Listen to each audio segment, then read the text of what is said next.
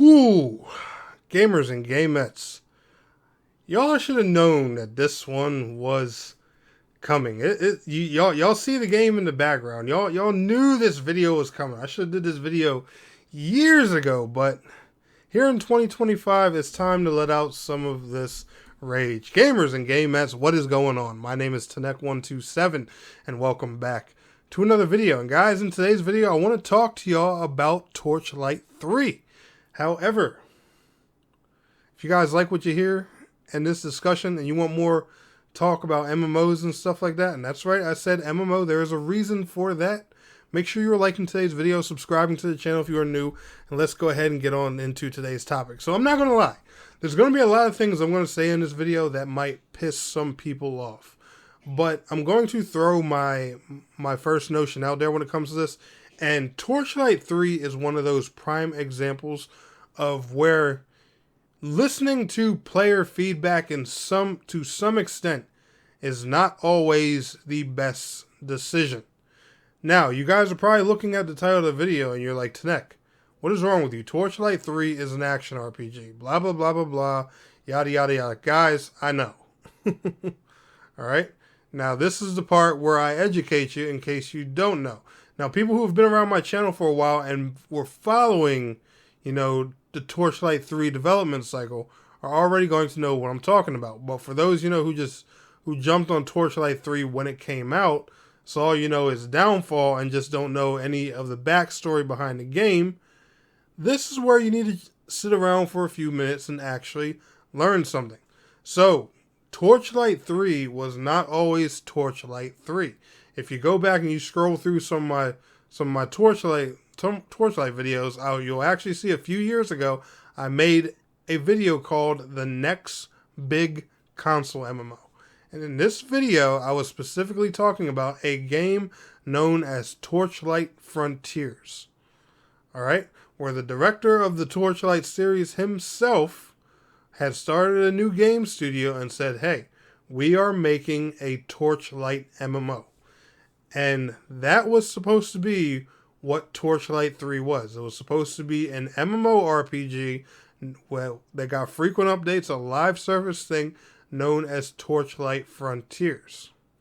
Now, what happened with Torchlight Frontiers in so many words is it dropped in early access on PC a few years ago now. God, I don't even know how long. I want to say maybe 2018, 2019. I know I say a few years ago, like 2 or 3, but no, this happened years ago, and it was in early access for a while. The same deal, the same typical thing, you hear with all early access games. By the way, guys, enjoy the gameplay. If you want my build I'm currently using in Torchlight 3, let me know down in the comments, and I'll make a video on this build if you actually still play the game.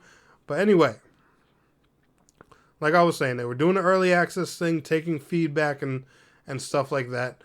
And, it was going along great for a while. They were doing, frequent updates, slowly adding new content to the game and all that fun stuff. And you could tell, that a lot of the live service systems were in place. The game was supposed to have a battle pass, and this game's battle pass, which are now just contracts in the game, it was actually working. They're easy to complete, they're simple, they gave great rewards, and even the stuff that would have been free was decent. There was no pay-to-win plans or anything like that at all. The game even had really creative and cool classes. However, somewhere during the game's life cycle, and this is when we were first getting into that stage of, oh, everyone hates live service and yada, yada, yada, yada. The developers decided, hey, we're listening to our community. And the community kept screaming, we want a Torchlight 3, we don't want an MMO, we want a real ARPG and stuff like that. And keep in mind, guys, this game already, as Frontiers, being the MMO that it was designed to be, it already had world bosses, they were planning raids, there were several dungeons. This was all done in early access.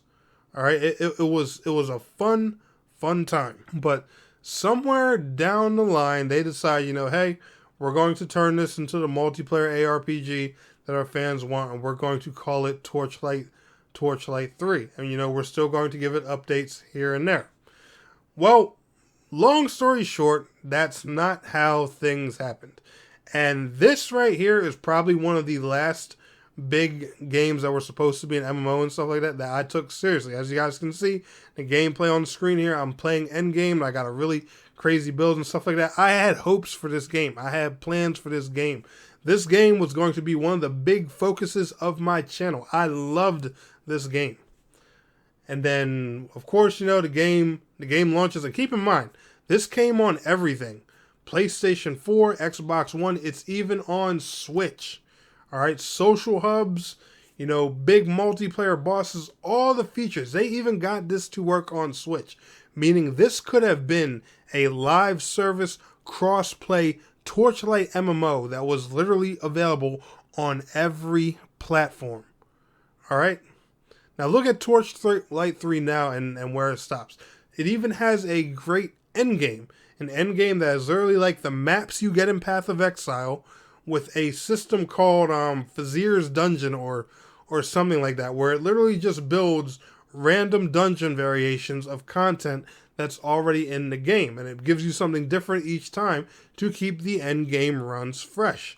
Meaning, you know, you could get a dungeon that's from the beginning of the game, but it'll have monsters from like one of the later raids and the boss that's, you know, like the end game boss of the game or something like that. You know, just random variations of crazy stuff, different layouts and everything each time. Almost like something you'd see in a roguelite style endgame, but with permanent progression. The randomness of a roguelite, but the progression of an MMO. Sounds like a formula for success to me. And, you know, giving this constant updates and constantly adding, you know, new content and stuff like that and raids and different things, it would have been awesome. But instead, they call it Torchlight 3, give it 1 or 2 more updates, and boom, support just stops. Now, the servers are still on, nobody's playing it, but it's no longer getting content. If this game would have stayed Torchlight Frontiers and kept getting the updates and go the way it was supposed to do, imagine where this game would be right now. Alright, especially with, you know, Diablo 4. Oh yeah, because that game's doing amazing. We have Path of Exile 2. There's a decent amount of downtime between patches.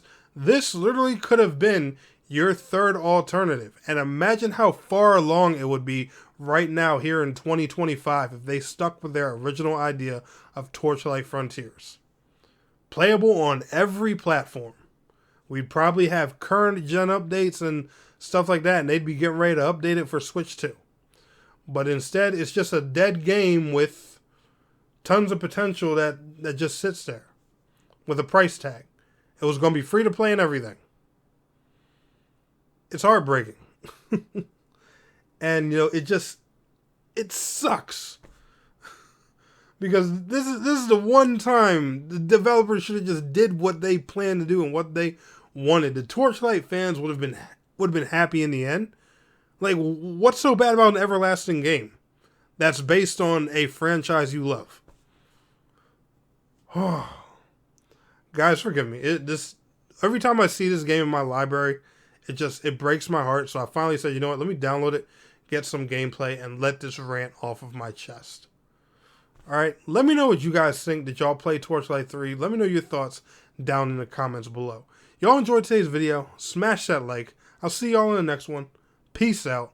I don't ever slow up, no I don't take shit. I got no love for the fakeness. If you wanna play tough and wanna hate this, I'll always show up. I don't ever slow up, no I don't take shit. I got no love for the fakeness. If you wanna play tough and wanna hate this, I'll always show up and make a statement. I don't ever slow up, no I don't take shit. I got no love for the fakeness. If you wanna play tough and wanna hate this, I'll always show up and make a statement. Everything I do so